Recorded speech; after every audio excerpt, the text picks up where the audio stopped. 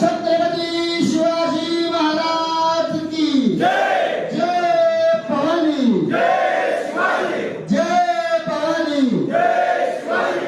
एक मराठा, एक मराठा, बोलो छत्रपती शिवाजी महाराज की जय। जय भवानी, जय शिवाजी, जय भवानी, जय शिवाजी।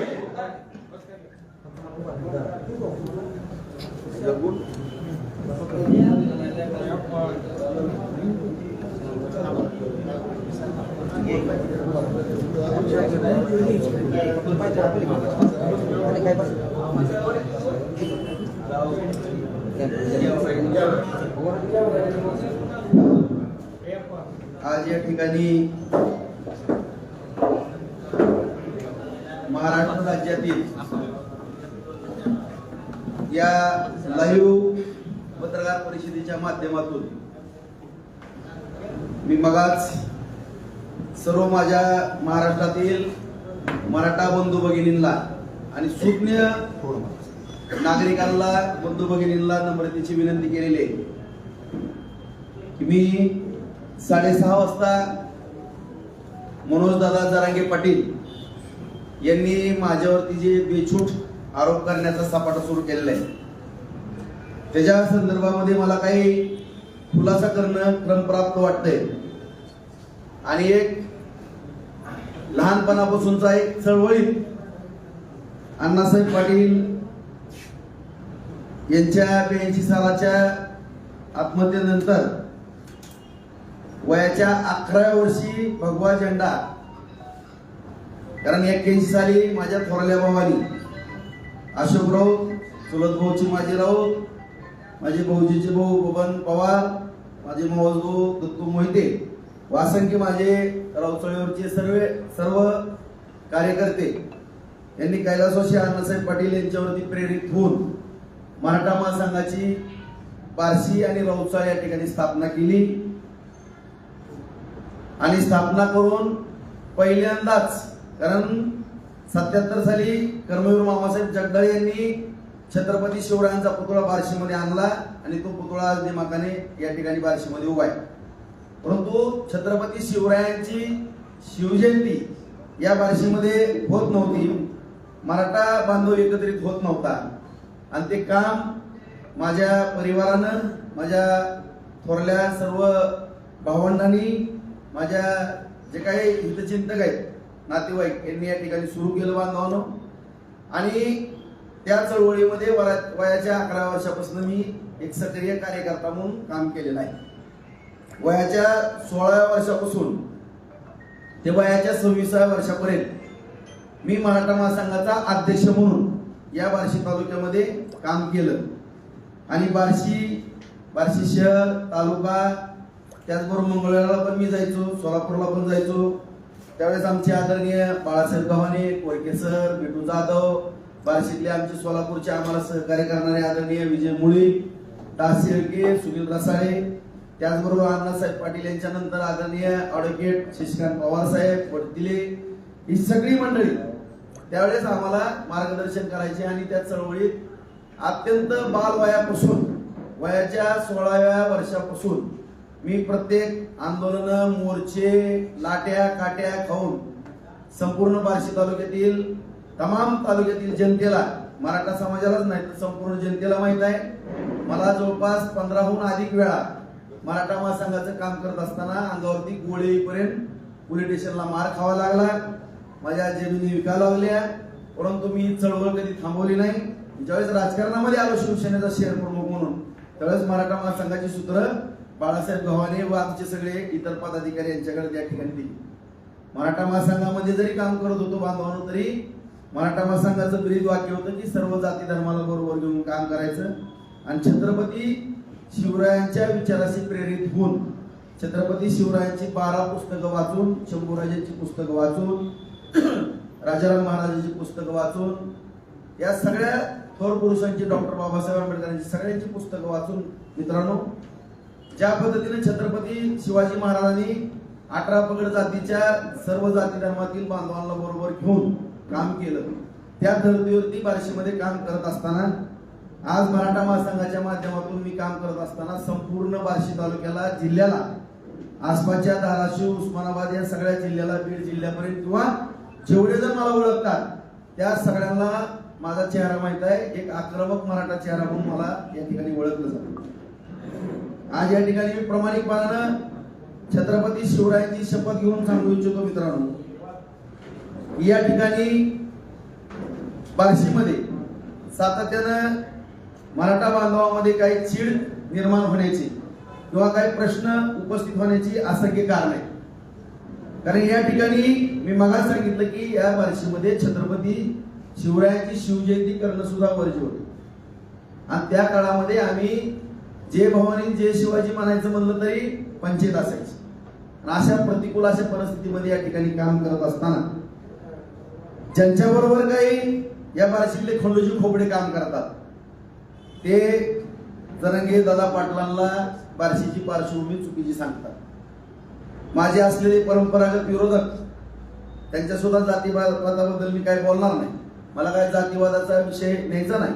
परंतु परंपरागत सगळ्या महाराष्ट्राला माहित आहे की बार्शी तालुक्यामध्ये लिंगायत मराठा हा वाद आहे. गेली 150 वर्षाचा इतिहास आहे. याच्यापूर्वी पण नरसिंह तात्या देशमुख, डॉक्टर कर्मवीर मामासाहेब जगदाळे, आदरणीय शितोळेताई, मी 85 साली निवडणूक लागली त्यावेळेस 15 वर्षाचा होतो. माझे वडील विठ्ठल राऊत, त्यांनी बाबूराव अप्पांचा प्रचार केला.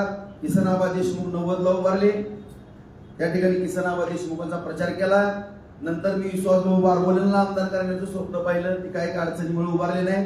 मला नाईलाजानं 99 साली त्या ठिकाणी विधानसभेला उभारावं लागलं आणि या चळवळीतनं मी 300 मतांना पराभूत झालो मित्रांनो. आणि 2004 ला सगळ्यात समोड्याने जीवाचं रान केलं आणि माझ्यासारख्या एका मराठा योद्ध्याला त्या ठिकाणी बार्शीचा आमदार त्या ठिकाणी बनवलं. ही काम करत असताना समाजाची बांधिलकी मी कधी सोडली नाही. आज ज्यावेळेस गेल्या सरकारच्या, आता मी कुठल्याही नेत्याचं नाव या ठिकाणी घेणार नाही मित्रांनो, कारण दहचा माल लगेच केला जातो की कुठल्या जरी नेत्याचं नाव घेतलं शेवटी राजकारण करायचं म्हणलं. मी त्यावेळेस शिवसेनेमध्ये पण काम केलं. त्याच्यानंतर आदरणीय नारायण राणे साहेबांबरोबर मला काँग्रेसमध्ये जावं लागलं. त्याच्यानंतर राणे साहेबांच्या अडचणी झाल्या, परत मला शिवसेनेमध्ये जावं लागलं. त्याच नेतृत्वाने मला पराभूत करण्याचा कट केला म्हणून मला भाजपमध्ये परत जावं लागलं. आणि या ठिकाणचा मराठा सुरक्षित राहावा, सगळा समाज बांधव व्यवस्थित राहावा, त्या दृष्टिकोनातून मला काही पक्षांतर करावं लागलं. नंतर मी अपक्ष म्हणून निवडणूक लढवलो. अपक्ष दोनदा माझा, एकदा निसटता पराभव झाला, दोनदा मी 10,000 एकदा मतांना पडलो, एकदा 5,000 पडलो, एकदा 3,000. 3 वेळेस माझा पराभव झाला. 2 वेळेस मला आमदार केलं बांधवानो. 4 वेळेस माझ्याकडे पंचायत समितीत येणारा महाराष्ट्रातला पहिला एक बिगर साखर कारखाना असलेला मराठा नेतृत्व करणारा या ठिकाणी राजेंद्र राऊत नावाचा तळागाळातला कार्यक्रम. 15 वर्षे नगरपालिका आली. आजही माझ्याकडे 128 मधल्या 95 ग्रामपंचायत आहेत. 135 मधल्या 85 सोसायट्या माझ्याकडे आहेत बांधवानो. जवळपास 40 पैकी 29 नगरसेवक निवडून आले. 6 नगरसेवक विरोधी बाजूचे माझ्याकडे आले. आज पंचायत समितीमध्ये माझ्याकडे सत्ता होती. जिल्हा परिषद मध्ये मी सत्ता आणली बांधवानो. आज बाजार समिती सरकारी माझ्याकडे आहे. खाजगी बाजार समिती मी निर्माण केली. मी जर तळागाळामध्ये सर्वसामान्य शेतकरी बांधवांकरता काम करत नसलो तर मला नाकारलं असतं. आज बहुसंख्य जवळपास 48 ते 50% मराठा समाज या तालुक्यामध्ये आहे. आज जवळपास या ठिकाणी या शासनाच्या माध्यमातून जवळपास 50,000 एकर जमीन भिजवण्याचा मी प्रयत्न या ठिकाणी केलेला आहे. 1 वर्षाच्या आत 50,000 एकर जमीन ओलिताखाली येते. पुढच्या पंचवार्षिक मध्ये 50,000चं नियोजन केलं. MIDC चालू आहे. मी सर्व स्तरावरती सगळ्या बांधवाला मी या ठिकाणी रोजगार निर्मिती करून देतो किंवा मराठा समाजाच्या शेतीपाडीची. कधी काळी ऊस जात नव्हता तर स्वतःच्या कुटुंबातल्या पैशातनं कारखान्याला डिपॉझिट करून ऊस शेतकरी बांधवांचा घालवला. 470 कोटी रुपयाची शेतकरी बांधवाला मदत केली बांधवांना. या सगळ्या गोष्टी करत असताना मराठा महासंघाचं पण काम करत असताना आपल्या सर्व बार्शीकरांना, राज्यातल्या माझ्या सर्व मराठा समाज बांधवांना मी विनंती करतो बांधवांना, कुणीही नातेवाईक असेल, कुणी असेल तर तुम्ही माहिती घ्या. ज्यावेळेस SC-BCचं गेल्या वेळेच्या सरकारनं आरक्षण दिलं त्यावेळेस 1 महिनाभर कॅम्प लावून 17,000 दाखले माझ्या बंधू भगिनीला मराठा समाजाच्या देणारा महाराष्ट्रातला एकमेव आमदार मी, मराठा आमदार. दुसरा मुद्दा, या ठिकाणी वधूवर मेळावा, परिचय मेळावा वेळोवेळी मराठा समाजाचा घेतला. मराठा समाजाचे सामूहिक विवाह या ठिकाणी मी करून दिले. या ठिकाणी मराठा समाज बांधवांच्या शिक्षणाची ज्या ज्यावेळेस अडचण आली त्यावेळेस मी मोठे प्रयत्न केले. प्रशासन जरी असला तरी त्या ठिकाणी माझं बऱ्यापैकी नियंत्रण जिल्हा मध्यवर्ती बँकेवरती आहे. 10 लाख रुपये माझ्या अण्णासाहेब पाटील महामंडळातून मिळावे याकरता मी ठराव करून त्या ठिकाणी घेतला. आज असंख्य काम आज संपूर्ण मराठा समाज बांधवांसाठी या ठिकाणी करत असताना शिवजयंती उत्सव असेल, सगळ्या बार्शीला माहित आहे 40-40, 50-50 हजाराची मिरवणूक आज तागायत 81 सालापासून आतापर्यंत या ठिकाणी या बार्शीमध्ये निघते. त्याचबरोबर 1990 पासूनचा मराठा मंदिरांचा प्रश्न होता. त्या ठिकाणी मी ज्येष्ठ मराठा बांधवांना विनंती केली की मी त्यामध्ये हस्तक्षेप करू. सगळ्यांच्या परवानगीनं सगळ्या बार्शीकरांना माहित आहे जवळपास 1.25 कोटीहून अधिकचं ते मराठा मंदिर दिमागामध्ये उभा राहिलेलं आहे 10-15 दिवसामध्ये इकडून. त्याकरता माझ्या राऊत परिवारानं 50 लाख रुपयाची सढळ हाताने मदत केली. मी काय उपकार केले नाहीत समाजावरती. समाजाचेच असंख्य उपकार माझ्यावरती माझ्यासारख्या कार्यकर्त्याला घडवलं. आज माझे जे आदर्श आहे, ज्यांना मी गुरु मानतो किंवा ज्यांचा आदर्श डोळ्यासमोर घेऊन काम करतो, त्या छत्रपती शिवरायांचा पुतळा शिवसृष्टी निर्माण करण्याचं काम केलं बांधवांना. प्रत्येक वेळेस मराठा समाज बांधवांच्या कुठल्याही अडचणी सोडवण्याकरता मी कधीच पाठीमागं या ठिकाणी सरकलो नाही, कधी पाठीमागं पाहिलेलं नाही मित्र. परंतु एवढं या ठिकाणी काम करत असताना तुमच्या मनोज दादा जरांगेला माझ्याबद्दल कुठला संशय कशाचा आला त्याचं पुराव्यानिशी स्पष्टीकरण केलं तर मला या ठिकाणी आनंद होईल मित्र. आज मी दादांना काही प्रश्न माझ्या मराठा समाज बांधवांनी या ठिकाणी उपस्थित केले. 11 प्रश्न या ठिकाणी उपस्थित केले. त्याची प्रिंट पण माझ्याजवळ आहे. अण्णा शिंदे म्हणून एक कार्यकर्ते आहेत संभाजी ब्रिगेडची, त्यांचा सुद्धा संबंध काही तर कोणाशी लावला. ते सुद्धा मराठा चळवळीतले शंभू राजे युवा क्रांतीचे ते कार्यकर्ते. काय काळ त्यांनी मराठा ब्रिगेड संभाजी ब्रिगेड मध्ये सुद्धा बांधवांनी काम केलं. अशा कार्यकर्त्यांनी त्या ठिकाणी काही प्रश्न उपस्थित केले आणि या ठिकाणी माझी नम्रतेची मराठा समाज बांधवाला विनंती आहे बांधवांना आज या ठिकाणी या महाराष्ट्रामध्ये प्रमुख 6 पक्ष आहेत, आणखीनही काही 10-12 पक्ष आहेत. मग 10-12 पक्षामध्ये राष्ट्रवादी काँग्रेस पवार साहेबांचे, शिवसेना उद्धव ठाकरेंचे, काँग्रेस त्या नाना पटोलेंचे थोरातांचे किंवा सोनिया गांधीचे असेल. या ठिकाणी शिंदे साहेबांची शिवसेना आहे, अजितदादांची राष्ट्रवादी आहे, भाजपची या ठिकाणी पक्ष आहे, बहुजन विकास आघाडी प्रकाशजी आंबेडकर साहेबांचे, आठवले साहेबांचा आरपीएफ पक्ष आहे, राजसाहेबांचा पक्ष आहे. असंख्य असे पक्ष या ठिकाणी काम करतात. आज प्रामुख्याने महाविकास आघाडी आणि महायुती या दोन्हीमध्ये सातत्याने या लढती होतात. आज लोकसभेच्या निवडणुकीच्या बाबतीमध्ये आपल्या संपूर्ण महाराष्ट्राला माहिती की मनोजदादा जरांगेंनी आरक्षणाचा मुद्दा उचलला. मित्रांनो, आनंदाची गोष्ट आहे. मला सुद्धा अभिमान वाटला कुणीतरी एक कार्यकर्ता मराठा समाजाच्या बाजूने लढतो. कारण ज्या ज्या वेळेस कुठल्याही मराठा नेत्यांनी 58 मोर्चे निघाले होते, सगळ्यात सोलापूरचा मोर्चा हा विक्रमी होता आणि त्याच्यामध्ये सिंहाचा वाटा ह्या छाव्याचा होता, या मावळ्याचा होता. सगळ्या बार्शीकरांना किंवा सगळ्याला माहित आहे की आणि कुठं जरी मोर्चा असेल, त्या जरांगे दादाची जरी मोर्चे होते तरी त्या मोर्चाला नियोजन कुणाचा प्रामाणिकपणा असायचं किंवा कोण कोण सगळी यंत्रणा कुणाची त्या ठिकाणी यंत्रणा लागायची किंवा काय लागायची. कुठलाही मोर्चाला मी किंवा माझ्या परिवारानं सहभाग घेतला नाही असा विषय त्या ठिकाणी नाही. मग समाजाचं राजकारण करत असताना किंवा समाजाचं काम करत असताना राजकारणाचा त्याच्यामध्ये संबंध येण्याचा प्रश्न उद्भवत नाही. मी तर आज हा पक्ष आमदार आहे. मी या ठिकाणी भारतीय जनता पार्टीला जरी समर्थन दिलेलं असलं तरी या बार्शी तालुक्याच्या विकासाकरता समर्थन दिलेलं आहे. माननीय शिंदे साहेब मुख्यमंत्री आहेत, देवेंद्र फडणवीस उपमुख्यमंत्री आहेत आणि अजितदादा. या तिघांकडनं पण मी कामं भरपूर मोठ्या प्रमाणामध्ये करून घेतलेली तर ते माझं कर्तव्य आहे. मला अपक्ष म्हणून निवडून दिल्यानंतर सरकारला गेल्या वेळेस विरोधी पक्षात होतो मी, आता 2.5 वर्षामध्ये सत्ता आल्यानंतर त्या ठिकाणी कामं करून घ्यायची. परंतु मी कुणाची चमचेगिरी करण्याचा प्रश्न उद्भवत नाही, मला त्याचं घेणं देणं पण नाही. आज मी स्वतः माझी दोन्ही मुलं सगळ्या महाराष्ट्रातल्या मराठा समाज बांधवांना हात जोडून विनंती करतो मित्रांनो, 4000 कोटीचा निधी मी बार्शी तालुक्यामध्ये आणलेला आहे. माझा बहुत छोटे मोठे कामं घेत असेल, परंतु माझ्या दोन्ही मुलाला मी टेंडर किंवा रजिस्ट्रेशन पासून लांब ठेवलेला आहे. मी डाळ मिल, ज्वारीचं क्लिनिंगचा उद्योग आणि प्लॉटिंगच्या जे राजकारणाविरहित उद्योग आहेत, उद्या जरी मला राजकारण सोडायची वेळ आली 0 मिनिटात तरी माझी मुलं राजकारणावरती अवलंबून राहू नये ह्याची मी खबरदारी अगोदरच घेणार आहे. अत्यंत आक्रमक आणि चळवळीतला प्रामाणिक कार्यकर्ता आहे. मला त्याच्याशी त्या राजकारणातून कोण तुकडा टाकण्यात असलेला चितला तर मुळातच नाही. कारण पहिल्यांदा मी गेल्या वेळेस महाविकास आघाडीचं सरकार स्थापन झालं, उद्धव साहेब मुख्यमंत्री झाले आणि मी विरोधी पक्ष नेत्याला पाठिंबा दिला.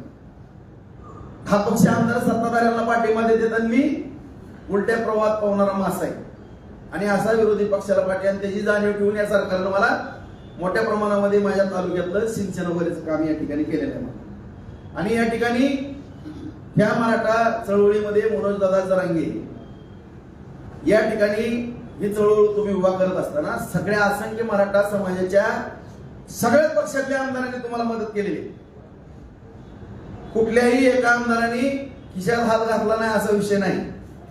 सगळ्यांना प्रत्येकाला ज्या समाजामध्ये जन्माला घातलं त्या समाजामध्ये कळकळ असती. तुम्ही जे एकटे मराठा समाजाचे मालक आहेत, कृपया हात जोडून माझी विनंती आहे, तुम्ही समजू नका. तुमचा भ्रम किंवा गैरसमज झालेला आहे की तुम्ही एकटेच मालक चालले. मी काय गोष्टी पुढे बोलणार आहे मराठा समाज बांधवांना, महाराष्ट्रातल्या तमाम काय घटना. आणि मी या ठिकाणी जरांगे दादा तुम्ही उपोषणाला बसला, त्या ठिकाणी लाठीचार्ज झाला, तो भाग वेगळा आहे. वस्तुस्थिती काय होणार आहे पुढे मला माहित आहे सगळं. मी पण इतका चळवळीतला कार्यकर्ता आहे, 4थी पासून मॉनिटर आहे, दोनदा आमदार झालोय, मला सगळं जग कळतंय, राजकारण कळतं. मी काय इतका दूधखोळा नाही. परंतु तुम्ही समाजाचं नेतृत्व करताय त्याच्याबद्दल आम्हाला आनंद.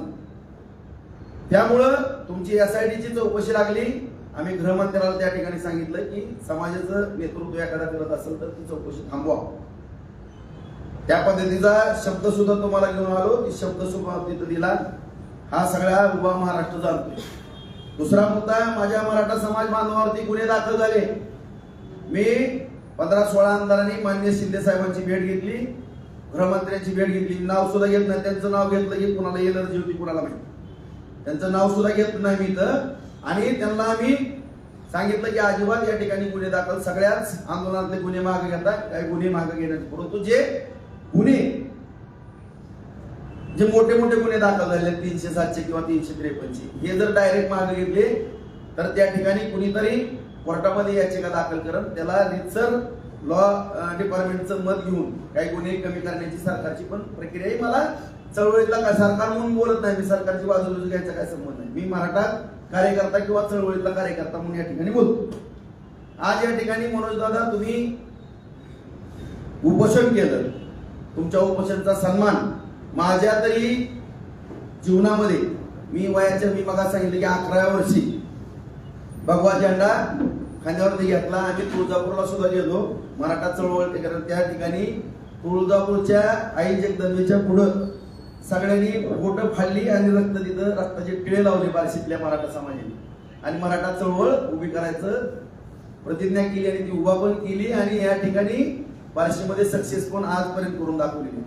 परंतु त्याला दृष्ट लावण्याचं काम कुठल्याही इथल्या खंडोजी खोपडेचे बार्शीतले काय जे फोटो तुम्हाला मनोजदादा पाठवतो, पवार साहेबाच्या बशा उचलत्यात, आमच्या विरोधकाच्या बशा उचलत्यात, चपल्या उचलत्यात, बॅगा उचलत्यात, असल्या आमच्या इथल्या बार्शीतल्या काही खंडोजी खोपडेचे त्यांनी तुम्हाला घेरलंय. आणि राजाराव कसा आहे काय ही जी ऐकून घेण्याची मानसिकता आहे. तुमच्याकडे संयम नावाची कुठली चीज नाही. मला तुम्हाला कुणी एका सेकंदात काय बोललं की सगळ्याचीच आयमाय काढता. अरे तुम्ही मुख्यमंत्र्याची आयमाय काढता, रिटायरची आयमाय काढता. ज्या विखे पाटील साहेबांच्या घराण्याने आशिया खंडातला पहिल्यांदा साखर कारखाना उभा केला, ज्या मराठा समाजाचा ऊस नेला, गाळला, मेडिकल कॉलेज केलं, शिक्षण संस्था मराठ्याच्या पोरांना शिकवलं, त्यांची सुद्धा आयमाय तुम्ही काढता. सगळ्याच मराठ्याच्या नेत्याची आयमाय तुम्ही काढायला लागला. आज तुम्हाला माहितीये, मला कळतंय बहुतेक तुमच्यापेक्षा वय माझं जास्त असेल, तुमचं कमी, बहुतेक कमी असेल, माझं 55 आहे, 45 वय असेल, तुमच्यापेक्षा थोडा अनुभव मला जास्त आहे आणि या चळवळीत तर जास्त काम केलं असेल. व आता ज्या अंतरवली सराटीला दुर्दैवी घटना घडली हा तुमचा उदय झाला, परंतु तुम्ही तर त्या गोंधळामध्ये तुम्हाला तर एक थेंब पण रक्त निघलं नाही. हो आई, माझं डोकं फुटलंय, सव्वीस टाकायत माझ्या डोक्यात, पाय फाटल्यात, पाठीवर छातीवर वार आहेत माझ्या, वार आहेत माझ्या जमिनी किती गेल्या ती बघायला या जरा एकदा. इथल्या मराठाला जी खरं प्रामाणिक मराठी आहेत, जी छत्रपतीचे मावळे ओरिजिनल आहेत नाही तर त्यांच्याकडनं एकदा ऐका आणि पत्रकार परिषदेमध्ये लाईव्ह ऐका, मग नेमकं कळण खरा छत्रपतीचा मावळा या बार्शीमध्ये काम करणारा कोण आहे.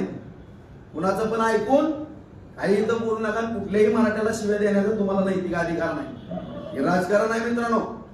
सगळ्या मराठा समाज बांधवाला सांगतो, हात जोडून सांगतो, सगळ्या पक्षामध्ये मराठ्याचे आमदार आहेत मित्रांनो. आज माझ्या अंदाजे कमीत कमी 145 288 पैकी 145च्या पुढं किंवा 1-2-3 आमदार कमी जास्त असतील. आज आमदाराची संख्या मोजा मित्रांनो. आज जर असंच चालत राहिलं, दादांचा हट्ट जर असा चालत राहिला म्हणून दादा, तर 100च्या आत मराठ्याचे आमदार आल्याशिवाय राहणार नाहीत. माझ्याकडनं लिहून घ्या. मी राजकीय तज्ञ आहे, मला सगळं कळतंय. तुम्ही कुणाचे आमदार पाळायला चालणार? अरे तुम्ही ज्या पक्ष, कुठल्या का पक्षात काम करा ना, कोण पण, तुम्हाला काय त्याशी घेणं देणं आहे? तो मराठा चळवळीची बांधील आहे का नाही तेवढं बघा. मी कुठल्या पण पक्षात, मी बहुजन विकास आघाडीमध्ये काम करेन, प्रकाशजी आंबेडकरांच्या, मी आठवले साहेबांच्या आरपीआय मध्ये काम करेन, मी भाजपमध्ये काम करेन, मी शिंदे साहेबांच्या शिवसेनेत काम करेन, दादाच्या राष्ट्रवादीत काम करेन, पवार साहेबांच्या करेन, उद्धव साहेबांच्या करेन किंवा काँग्रेसमध्ये करेन. तुम्हाला काय करायचंय कुणाच्या पक्षात? अरे जी भाजपमध्ये पण 60 आमदार आहेत, सगळ्यालाच पाडणार आहेत का तुम्ही? कशामुळे तुम्ही मराठीचे आमदार पाडतो? मग मला मराठा म्हणून पाडायचं, 113 जण पाडतो. अरे मी पण आहे ना त्याच्यात, मी पण आता भाजपला पाठिंबा दिलाय म्हणतो ना. बरं आम्हाला पाडायचं, मग निवडून कोणाला आणणार आहे तुम्ही? ती तर सांगा. म्हणजे आमच्या इथल्या विरोधकांनी त्यांची जी काही बगल बच्चे तुमच्याजवळ पाठवले त्यांना निवडून आणणार आहेत का? ते तरी सांगा एकदा. आणि तुमची इच्छा काय पूर्ण करायची का? इथलं मराठ्याचं अस्तित्व बार्शीतलं संपवायचं का? तसं सांगा. तुम्हाला असं वाटतंय का माझ्या घराण्याला आमदारकीची लय शिसारी लागली? माझ्या तमाम ज्या मराठा समाजातल्या बांधवांनी हातातल्या फोडासारखं इथं सांभाळले आणि मराठा समाजाने थोरल्या भावाची भूमिका बार्शीमध्ये बजावली, त्याच्यामुळे असंख्य समाज आश्रयाला आला. त्या सुद्धा समाजाने या ठिकाणी योगदान दिलं. या ठिकाणच्या तालुक्यातल्या जनतेला मी सुद्धा प्रामाणिकपणाने विचारणार आहे, बाबा आमचं नेतृत्व तुम्हाला आवडतंय का? जर जनता म्हणली आवडतं, आम्ही उभा राहू. आम्ही विचारू आम्ही कशा पद्धतीने उभा राहू. आम्हाला योग्य वाटलं आम्ही उभा राहू, नाही योग्य वाटलं आज या पत्रकार परिषदेत जाहीर करतो मित्रांनो. उद्या दुसरा सुद्धा एखादा मराठा कॅन्डिडेट असेल त्याला सुद्धा आम्ही या ठिकाणी जाहीर पाठिंबा देऊ आणि त्याला निवडून आणण्याची भूमिका या राऊत घराण्याची असेल. कुठली लालसा आम्हाला या आमदारकीची नाही. जसं समजा दादा तुम्हाला मुख्यमंत्री पदाचं पडायला लागलेलं दिसतंय मला, तुमचं मंत्रिमंडळ पण तयार आहे, हे ऐकतोय मी. आता हे कितपत खरं खोटं मला माहित नाही, पण ऐकतोय मी. परंतु तुमचा सन्मान या ठिकाणी एकनाथ शिंदे सारख्या एका रिक्षावाल्या मुख्यमंत्र्यांनी ठेवलेला आहे, ह्याची पण तुम्ही जाणीव ठेवा दादा. या पत्रकार परिषदेच्या माध्यमातून मराठा समाज बांधव महाराष्ट्रातला ऐकत असाल, हात जोडून नम्रपणे सांगतो, महाराजांची शपथ घेऊन सांगतो मराठा बांधवांनो, तुम्ही आठवा ते जुने दिवस विसरू नका. कोणी 1982 साली ज्या माझ्या कैलासवासी अण्णासाहेब पाटलांनी डोक्यात गोळी घालून आत्महत्या केली, इतिहास विसरू नका. कोणी इतिहास अजिबात विसरू नका. त्या अण्णासाहेब पाटलांच्या बाबतीमध्ये कुणीही वेदना व्यक्त केल्या सरकारनं मला सांगा. ज्या एवढ्या थोर महात्म्याचं बलिदान त्या ठिकाणी दिलं गेलं, बलिदान त्या ठिकाणी त्यांना त्याग करावा लागला जीवनाचा. मित्रांनो जीवन संपवलं तरुण वयात मित्रांनो. कुठल्या सरकारने दखल घेतली नाही, कोण कोणत्या सरकारमध्ये होतं बघा. परंतु आज प्रत्येक गोष्ट मी सरकारची तरफदारी करत नाही, चमचेगिरी करत नाही, पण खरं आणि खोटं या ठिकाणी समजून घ्या. माझी हात जोडून विनंती आहे. आज या ठिकाणी माझ्या माहितीप्रमाणे मला जेवढं कळतंय या राजकारणामध्ये किंवा समाजकारणामध्ये काम करतोय बांधवांनो, तमाम माझ्या महाराष्ट्रातल्या मराठा बांधवांना मी सांगू इच्छितो की आज या बार्शी तालुक्यामध्ये सुद्धा 1870 इंग्रज सरकार होते, ते 1930 पर्यंतच्या मराठा कुणबी नोंदी या ठिकाणी बार्शी नगरपालिकेमध्ये सापडल्या गेल्या. आज ग्रामीण भागातल्या सुद्धा रेकॉर्ड रूम मध्ये नोंदी सापडल्या. 18,000 नोंदी शोधण्याचं काम या तळमळीच्या कार्यकर्त्यांनी केलेलं आहे. सगळ्या बार्शीकरांना माहित आहे. उर्दू सुद्धा शिक्षक आणले, रात्र बसवले, सगळा स्टाफ बसवला. 18,000 नोंदी एवढं. आज जवळपास या बार्शी तालुक्यामध्ये 2.25 लाख मराठा समाजाची संख्या आहे मित्रांनो. मी आज जबाबदारीने सांगतो प्रामाणिकपणाने, कमीत कमी 70 ते 75% समाज आज कुणबी ओबीसी मध्ये समावेश झालेला आहे. मला म्हणून दादा तुम्हाला एवढीच विनंतीपूर्वक विचारायचंय, ज्या अण्णासाहेब पाटलांना आपला जीव द्यावा लागला, गमावा लागला, त्यांचा कुणी विचार केला? परंतु तुम्ही उपोषणला बसले होते. उपोषणला बसल्यानंतर माननीय शिंदे साहेब मुख्यमंत्री आहेत, त्यांच्या सरकारनं दखल घेतली.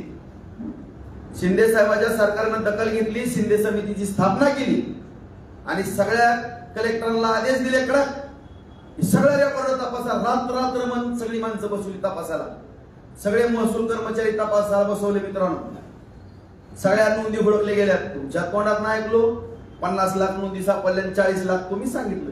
माझ्या आंदोलनाला यश आलं आणि एवढ्या नोंदी सापडल्या. मग आज या तमाम महाराष्ट्रातला माझ्या अंदाजानं तुम्ही जी आकडेवारी सांगितली त्यामध्ये जवळपास 50% होऊन कुणबीमध्ये पहिला विदर्भातला समाज गेलेला आहे. काही मोठ्या लोकांना पूर्वी ओबीसीचे दाखले मिळत होते, गपचूप काढायचे. कुठल्या तरी एखाद्या कलेक्टरनं सांगितलं की, परंतु ही मराठा समाजाची चळवळ उभी राहिल्यानंतर ज्या नोंदी सापडल्या गेल्या त्यामुळे 50% मराठा समाज हा कुणबीमध्ये गेला. काय कोकण मधल्या मराठा समाज बांधवांची मागणी आहे की आम्हाला ओबीसी समाजामध्ये नको, आम्हाला स्वतंत्र मराठा म्हणूनच आरक्षण पाहिजे. त्याकरता सुद्धा 2 मत प्रवाह या ठिकाणी मराठा समाजामध्ये येऊ लागल्यामुळं या ठिकाणी दोन्ही मराठा समाजाचं समाधान करण्याच्या दृष्टिकोनातून मराठा समाजामध्ये वाद लागू नये किंवा दरी पडू नये म्हणून या ठिकाणी माननीय शिंदे साहेबांच्या मार्गदर्शनाखाली या ठिकाणी एससीबीसीचं सुद्धा 10% आरक्षण त्या ठिकाणी देण्यात आलं. ही वस्तुस्थिती आहे. मग मला या ठिकाणी सांगा, आज एससीबीसीच्या खाली 10% आरक्षण दिलं गेलंय. कुणबीतला विदर्भातला तर मराठा समाज आहेच. मग माझ्या माहितीप्रमाणे 50% कुणबीमध्ये मराठा समाज समावेश झालेला आहे. तो मराठा समाज कुणबीमध्ये जात असताना 83 नंबरला आपला समाज त्या ठिकाणी आहे. मंडल आयोगाच्या शिफारशीप्रमाणे कुणबी मराठा कुणबी, त्याकरता कुठल्याही ओबीसी समाजाचा विरोध नाही. आज ज्या वेळेस कुणाचा काही संबंध नव्हता, 94 सालामध्ये माननीय मोठ्या पवार साहेबांनी GR काढला 16%चा. त्याच्यावर तुम्ही एक शब्द बोलत नाही. माझ्यासारख्या मराठा समाजातल्या आज बोललो नाही. कार्यकर्त्याला शंका यायला लागल्यात. बार्शीतल्या चळवळीत काम केलेल्या त्याच्यावरती दादांचं काही वाक्यताच नाही. त्याच्यामुळे किती नुकसान झालं याच्याबद्दल काय नाही. परंतु आज ज्या माननीय मुख्यमंत्री एकनाथ शिंदे साहेबांच्या मार्गदर्शनाखाली, मग फडणवीस उपमुख्यमंत्री असतील किंवा यांनी समाजासाठी जे निर्णय घेतले ते आज कुणबीचे दाखले मिळायला लागले. अण्णासाहेब पाटील महामंडळाच्या माध्यमातून 6,000 कोटी वाटप झालं. एससीबीसीचं आरक्षण त्या ठिकाणी मिळालं. सारखी योजना आहे. मराठा समाजाच्या तरुणाला परदेशातल्या शिक्षणाचा विषय आला. ओबीसी समाजाप्रमाणे मराठा समाजाच्या पण मुलांना फी त्या ठिकाणी मिळू लागली. त्याचबरोबर मुलींच्या बाबतीमध्ये सुद्धा मुलींची शिक्षणाची अडचण होती. आज शिंदे साहेबांच्या मार्गदर्शनाखाली फडणवीस असतील किंवा अजितदादा असतील, त्यांनी जो निर्णय घेतला त्यामध्ये 100% मुलींना शिक्षण माफ केलं. अहो, ही मराठा समाजाची तीव्रता पाहून किंवा राज्याचे मुख्यमंत्री तुमचं उपोषण सोडायला गेले. हायकोर्टाचे 3 माजी न्यायाधीश तुम्हाला समजून सांगायला गेले. माझ्यासारखा तळमळीतला कार्यकर्ता तुम्ही दुसऱ्यांदा उपोषणाला बसले, त्यावेळेस तुमचं उपोषण सोडायला मी विनंती केली मुख्यमंत्री साहेबाला, फडणवीस साहेबाला, आणि त्या ठिकाणी अजितदादा तुम्हीच मला म्हणले जावा निरोप घेऊन या. मी शंभूराजांना घेऊन आलो, तिथल्या कलेक्टरला आणि एसपीला पण माहित आहे आणि मला पण माहित आहे. दादा मला आता बोलायला होऊ नका, मी सगळ्या तमाम मराठा समाजाला या माझ्या राजांची शपथ घेऊन सांगतो, ही उपोषण सोडायला पण येऊ न येऊ, जसं तिसरं उपोषण सोडलं तसं उपोषण सोडणार होते. यांचं उपोषण सोडण्याकरता सरकारची सुद्धा मानसिकता नव्हती. मान्य मुख्यमंत्री साहेब सुद्धा म्हणले ते राजेंद्र तू माघारी ये, यांचा हट्ट किती पुरवायचा. तुम्ही मुख्यमंत्र्याला शिवाय देता, तुम्ही उपमुख्यमंत्र्याला शिवाय देता, तुम्ही ज्या रिटायरचे न्यायाधीशांना सुद्धा शिवाय देता IMI वर, तुम्ही सगळ्या आमदारांची IMI काढता, तुम्ही सगळ्या मंत्र्यांची IMI काढता, सगळ्या मराठा नेत्यांची IMI काढता. अरे कशामुळे बाबा, काय तुम्ही आम्ही काय पाप केलंय तुमचं? आम्ही मराठा समाजामध्ये जन्माला आलो आणि आम्ही आमदार खासदार झालो म्हणून तुम्ही आमची IMI काढता का? गरजवंत मराठा, आम्ही गरजवंत मराठ्यासाठी लढलो नाही का? आमच्या पण हाताला फोड दिसतो, आम्ही ज्यावर उपटलो. सगळ्यात मराठ्याच्या नेत्यांनी काम केलं, तुम्हीच एकटे आता काम करता का? अरे मगाच मी सांगितलं की विखे पाटील घराणं आशिया खंडात साखर कारखाना पहिला झाला. आज या महाराष्ट्र राज्यामध्ये जवळपास 60% जमीन मराठा समाजाचे बांधवांनो, 90% साखर कारखाने मराठा नेत्यांचे आहेत. त्यातले 10-15% जर सोडले तर 80-85% कारखानदार जे आहेत त्यांची अवस्था काय बघा. त्यांची लेकरं काय म्हणतात, बिगर कर्जाचा आम्हाला 25 लाखाचा उद्योग करून द्या, 500-1000 कोटी रुपये कर्ज आहे. अरे मराठ्यांच्याच ऊसाचा प्रश्न निर्माण व्हायचा म्हणून मराठ्याच्या नेत्यांनी कारखाने काढले, शिक्षण संस्था काढल्या, मेडिकल कॉलेज काढले, सूतगिरण्या काढल्या, बँका काढल्या, त्यातनं कर्ज निर्मिती झाली, सगळं झालं. डॉक्टर झाले, इंजिनियर झाले, शिक्षक झाले, सगळं झालं. आज आदरणीय वसंतदादा पाटलांनी इंजिनिअरिंग कॉलेज दिले, मेडिकल, मग सगळे पत्रकार सगळे मराठी शिकले. तुम्ही सगळ्या मराठ्यांच्या घरी आता 10-10 किलो सोन्याची बिस्किट दिले. मला आश्चर्य वाटतं, अरे म्हणजे त्या सगळ्या मराठ्यांनी योगदान दिलं त्याचं काहीच नाही.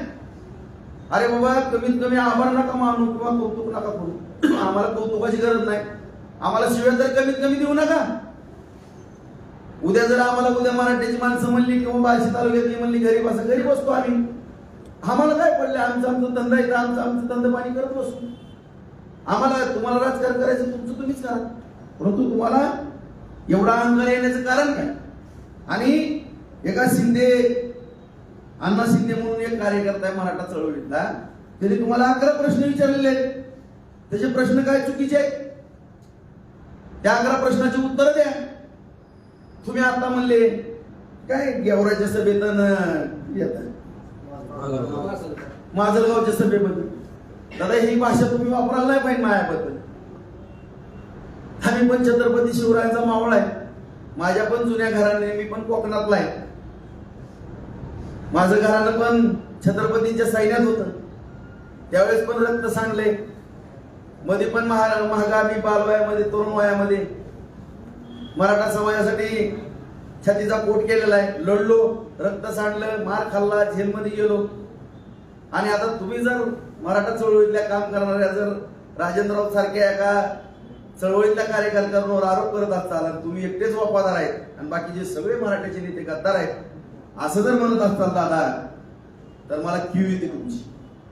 आज या ठिकाणी माझ्या तमाम महाराष्ट्रातल्या बघणाऱ्या मराठा बांधवांना मी प्रामाणिकपणानं जे बैठकीमध्ये 2-4 गोष्टी सांगणार आहे मित्रांनो, जर खोट्या निघाल्या, मी 3च सांगतो आता, परत बाकीच्या सांगतो, आणखी शिल्लक ठेवतो काय काय घटना काढायच्या चर्चेला गेल्यानंतर. जर मी खोटं बोलत असेल तमाम महाराष्ट्रातल्या मराठा बांधवांनो, तर मी विठ्ठल राऊताचा मुलगाच नाही आणि मी छत्रपतीचा प्रामाणिक भक्त नाही. आज आम्ही म्हणून दादा तुमच्यावर चर्चा करायला गेलो असताना साताऱ्याची काय मंडळी त्या ठिकाणी आलेली, उदयनराजे महाराजांचा त्या ठिकाणी विषय निघाला. म्हणले थोडक्या मतात निवडून आले, थोडक्या मतात निवडून आले. मला तर त्या दिवशी खऱ्या अर्थानं धक्का बसला. दादा तुम्हाला किती अहंकार चालला. मी माझ्या या देवाची शपथ घेऊन सांगतो तमाम महाराष्ट्रातल्या मराठा बांधवांना, दादांचं हे वाक्य आहे, मी फुकलो असतो तरी राजे पडले असते, मी फुकलो असतो तरी राजे पडले असते, मी राजे म्हणून सोडून दिलं असा हात केला. मी जर खोटं बोलत असेल तर या महाराजाचा भक्त आयुष्यात नाही मित्रांनो, माझ्या विठ्ठलरावाचा पोरगा नाही. मी माझ्या आई बापा शपथ खरं सांगतो. आज मला पण माझ्या संसदेच्या बाहेर जाऊन देऊ नका. मी तर तुम्ही फुकलेली करताना त्यापेक्षा 100 फुकलेली लिखू आहे. आज दुसरा मुद्दा या ठिकाणी सांगतो बांधवांनो, माझ्या आई वडिलांची शपथ घेऊन सांगतो, छत्रपती शिवरायांची शपथ घेऊन सांगतो. ज्यावेळेस जरांगे दादांबरोबर चर्चा केली, दादा ही चर्चा केली होती अण्णासाहेब पाटलांच्या बाबतीत ही घडलं, तुम्हाला मान सन्मान शिंदे साहेब त्यांच्या सगळ्या मंत्रिमंडळाने दिलाय, सरकारनं दिलाय, तुमच्या काय मागण्या आहेत व्यवस्थित मला सांगा, तुम्ही तुमचे 4-5 वकील मला जोडून द्या, जे काय आहे ते व्यवस्थित मला समजून सांगा, नेमकं काय करायचं, हैदराबाद गॅजेट, ओबीसी मराठा हे काय कसं आहे काय आहे कसं. मी तुम्हाला पण कोर्टातल्या पद्धती सांगितल्या, तुम्हाला पण माहिती आहे, तुम्ही पण चळवळीतले कार्यकर्ते.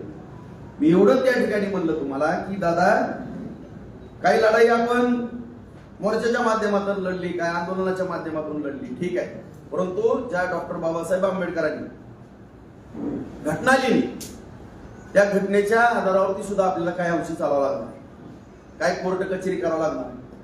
आणि ज्या आपल्या मागण्या सातत्याने मराठा समाजाचे आहेत, शासन सरकार पुढे गेलेले आहेत, आपण हायकोर्टामध्ये पिटिशन टाकू, सुप्रीम कोर्टात काय करायचं असेल करू, मी सगळे मराठा आमदार एकत्र करतो, जे काय कोट 2, 5, 10, 20 कोटी रुपये वर्गणी करायचे आम्ही करू.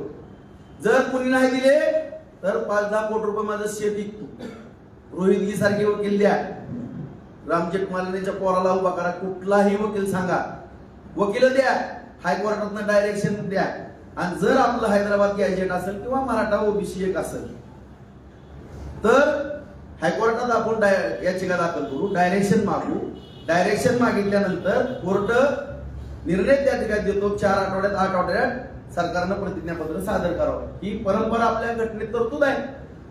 त्याप्रमाणे आपण तो प्रश्न सोडू. कुठलाही वकील लावायचं सांगा, किती पैसे लागू द्या, आम्ही मराठ्याचे आमदार वगैरे, कुणी नाही दिली तर मी बघतो. ही माझी भाषा आहे बांधवांनो. तर मला उत्तर प्रामाणिकपणानं सांगतो मराठा बांधवांनो, अरे रावसाहेब या केसचा वकील पण मी आहे, जज पण मी आहे, हे उत्तर मला दिलं. मग तुम्हाला हा विषय मिटवून द्यायचा नाही का? नेमकं ह्या विषयाचं करायचं काय तुम्हाला, त्याचं उत्तर मला द्या.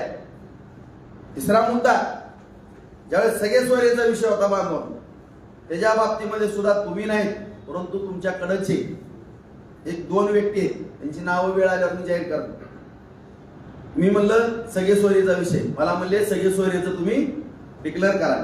ठीक आहे म्हणलं. मी चर्चा शंभूराजे देसाईंबरोबर पण केली.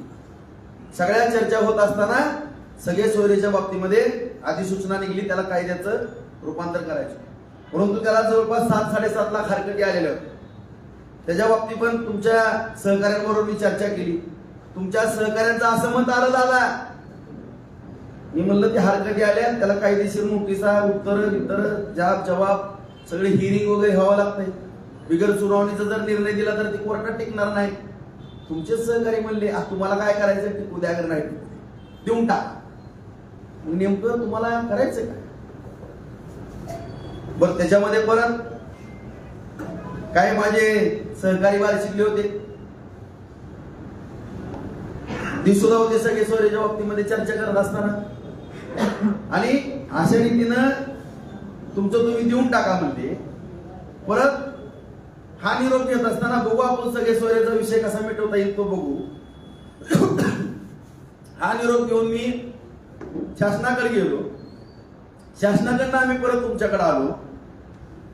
तुमच्याकडे आल्यानंतर तुम्ही आणखीन हातभर यादी दिली, ह्याच्यामध्ये एवढं वाढवा. मग सगळे सोयऱ्याचा ज्यावेळेस अधिसूचना निघाली त्यावेळेस एकनाथ शिंदे साहेबांनी आणि तुम्ही वाशीला गुलाब उधळला. त्यावेळेस पण दुसऱ्यांदा मुख्यमंत्री तुमच्यासाठी आले राहू.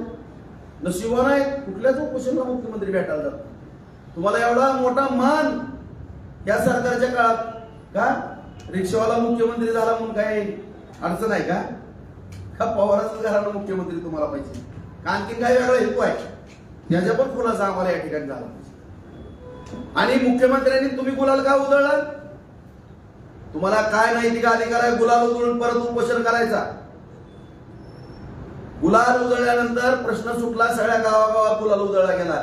सगळ्या पत्रकार बांधवाला पण माहित आहे, सगळ्या मराठा बांधवांना माहित आहे ना तुम्हाला पण? सगळीकडे गुलाल उधळला ना. मग एवढा गुलाल उधळायचा विषय काय होता? कशामुळे हे? कशामुळे नेमकं?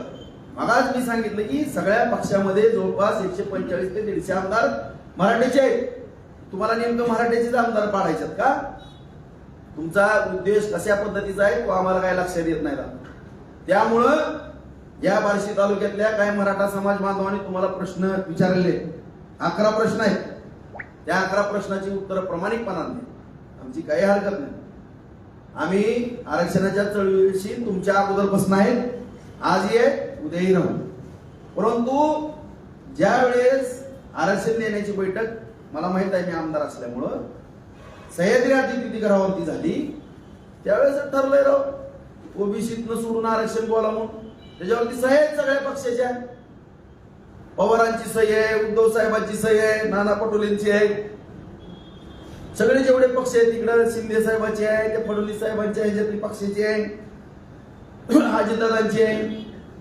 म्हणूनच आम्ही तुम्हाला म्हणतोय ना, तुमच्यामुळे आज 31 खासदार काय इकडले 5-10 खासदार आले. गरज होत मराठा सांगितलं तुम्ही की महायुतीला मतदान करू ना. बरं, महाविकास आघाडीचे खासदार आले आले आनंद आहे. कुणीतरी आले काय 2 पायाच्या वावड्यात कोणतरी निवडून येणार आणि कोणतरी पडणार, त्याच्याबद्दल काय दुमत नाही. अरे बाबा, त्यांना एकदा तरी विचारा ना, तुम्ही मराठा समाजाची मतं घेतल्यात का? ही जर म्हणले होय बाबा आम्ही मराठा समाजाच्या मतावरती निवडून आलोय, अरे मग त्यांना लिहून तुम्ही ओबीसीत आरक्षण द्या म्हणून. कुणी अडवलं तुम्हाला? बरं, उद्या दादा तुम्हाला बार्शीतल्या मराठ्यांनी काय विचारलंय दुसरं की महायुतीच्या सरकारनं जर ओबीसीत आरक्षण देत नाहीत म्हणत्यात, तर महाविकास आघाडीला जाहीरनामा प्रसिद्ध करायला हवा ना. उद्या आम्ही निवडणुकीला सामोरं जात असताना उद्या मराठा समाजाच्या जीवावरती आम्ही जर महाविकास आघाडीचं सरकार आलं तर आम्ही ओबीसीत आरक्षण देऊ, जाहीरनामा जाहीर करायला हवा. नाहीतर मुदत घ्या, महिन्याच्या आत आम्ही आरक्षण ओबीसी समाजातनं उद्या म्हणून ना.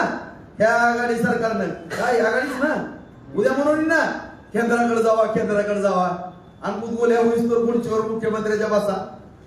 म्हणजे शिंदेला मुख्यमंत्री पदावर घालून नेमकं कुणाला करायचंय?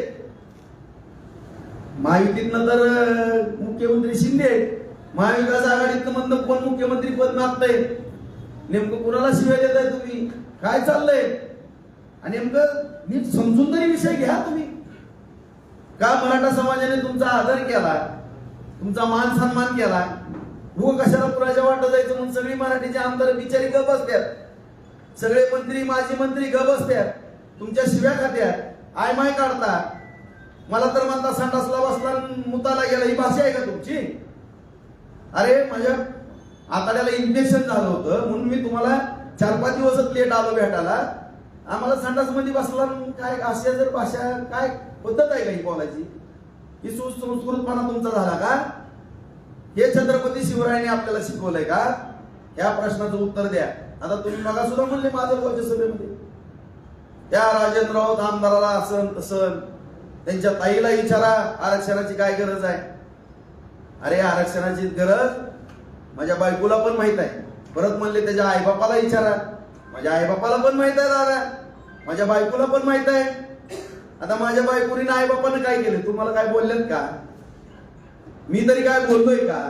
आता बार्शी तालुक्यातले मराठ्याची पोरं जर तुम्हाला प्रश्न विचारत असतात आणि तुमच्या जर नाकाला झुमला असेल मायाबद्दल आणि माझ्या कुटुंबापर्यंत जर तुम्ही जात असाल आणि तुम्ही म्हणता त्या माजलगावच्या सभेमध्ये हे त्या राजेंद्र राऊताच्या दारात जागा आहे का सभा घ्यायला? दादा मी पण छत्रपतीचा मावळा आहे. माझ्या पण घराण्यानं या हिंदवी स्वराज्यासाठी छत्रपती शिवाजी महाराजांच्या घराण्यासाठी गादीसाठी रक्त सांगलेलं माझं घराणं आहे. इतिहास बघा. मी पण या तालुक्यामध्ये मराठा समाजासाठी रक्त सांडले, जेलमध्ये गेलो ते पण बघा.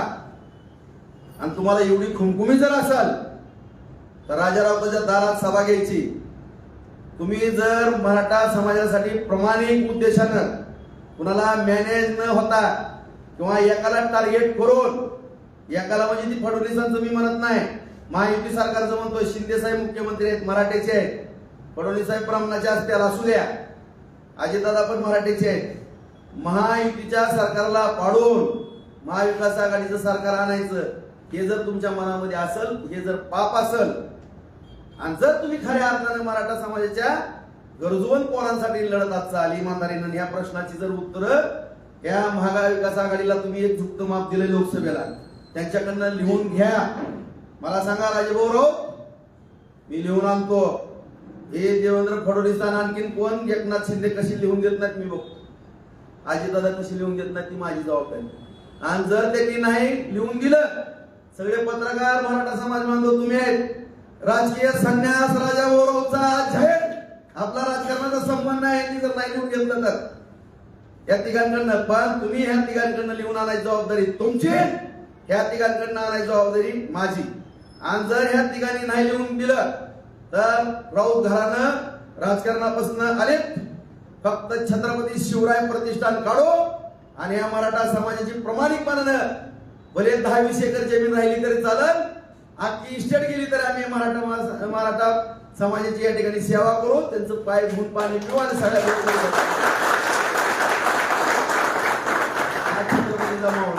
तुम्ही प्रामाणिक भूमिका घ्या. तुम्हाला मी भोसले चौकातनं फुलं हातरतो, माझ्या घरी चहा पाण्याला पेड्याचा घास भरवतो. जरंगे दादा हे फक्त लिहून आणा त्यांच्याकडनं. आणि मला सांगा राजभाऊ राऊत, मी हे काम केलंय, मी वाघ आहे मराठ्याचा, या वाघाने काम केलंय. तुम्ही दिलेला शब्द तुम्ही पाळा. तुमचा हातात कागद घेतो, लगेच एकनाथ शिंदे साहेब, फडणवीस साहेब, अजितदादांकडे जातो, त्यांना सह्या मागतो. जर नाही सह्या दिल्या तर बार्शीत अशीच पत्रकार परिषद घेतो आणि राजेंद्र राऊत घराण्याचा राजकीय संन्यास जाहीर करतो. दादा हा माझा शब्द राहील. पण जर ह्या मराठ्याच्या छाव्याला, छत्रपतीच्या मावळ्याला डावचाचा प्रयत्न केला तर हे मराठ्यांसाठी आणि हिंदवी स्वराज्यासाठी रक्त सांडणार घराणं आहे. आणि खंडोजी खोपड्याच्या भूमिकेत जर येईल तर राजा राऊत म्हणतात मला काय परिणाम होईल, अख्खा महाराष्ट्र इतिहासामध्ये नोंद करणे या राजा राऊताची. माझं डोकं फिरवू नका तुम्ही, एवढेच हात जोडून विनंती करतो. आणि तमाम महाराष्ट्रातल्या मराठा समाजाला नम्रपणे छत्रपतींच्या चरणी नतमस्तक होऊन मानवाला मी सांगतो, मी जर ज्या दिवशी मराठ्यांबरोबर गद्दारी कराल त्या दिवशी पांडे चौकामध्ये फाशी घेईल, अशा पद्धतीने जाहीर अभिवचन देतो. आणि जरांगे दादा पुन्हा एकदा सांगतो, फक्त प्रामाणिक मराठा म्हणून माझ्या दारात द्यायचं. आणखीन पण पेळा भरवीत. खंडोजी खोपड्याचा जर रोल केला तर मोठी शिक्षा सुद्धा व्हावं लागेल. ही राजाभाऊ राऊतचं चॅलेंज आहे. कोण मराठ्याचा माणूस बोलत नव्हता, पण आज ही पट्ट्या राजा राऊत शहामध्ये बोलतो. किती तुकडे व्हायचे तर किती तुकडे करायला व्हायच्या त्याचं भान मला पण राहणार नाही. आणि सभा उधळणं बिधळणं माझं काम नाही. इमानदारीने या पांड्या चौकात 50 लाख रुपये खर्चून तुमची जरा सभा जाहीर घेण्याची जबाबदारी या राजा राऊताची असेल. आणि प्रत्येक घरातला बाया माणसा सहित अख्खा मराठा समाज भगवंताच्या ग्राउंड किंवा पांडे चौकात आणून उभा करण्याची जबाबदारी राजाभाऊ राऊताची असेल. सभेची तारीख सांगा, त्या सभेमध्ये खडा सुद्धा पडणार नाही. हे ह्या पट्ट्याच्या छत्रपतीच्या छाव्याची मावळ्याची जबाबदारी असेल संरक्षण करायची. ह्याच्यातनंच ही उत्तर दादा, आणि इथनं पुढे तुम्ही उत्तर द्याच. मग माझी 10-20 हजाराची सभा, तुम्ही आहे तर मी आहे, जमली जागा.